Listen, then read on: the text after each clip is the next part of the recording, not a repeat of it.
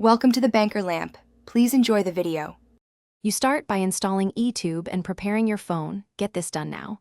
Once installed, sign into your account so settings sync across sessions. Make sure Bluetooth and Wi-Fi are on and charge your device above 50%. This prevents interruptions. Grant the app permission to access location and Bluetooth because it's required to discover peripherals. After that, open eTube and tap Start. The app will scan for connected hardware. Do not skip the permissions prompt, it's essential. Once you see your device listed, tap it to pair, confirm the device ID on the screen. The app will check firmware and may prompt updates. Install only on stable power.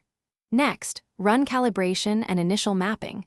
This aligns sensors and ensures accurate behavior. Make specific choices for profiles and shift mapping because those tailor performance.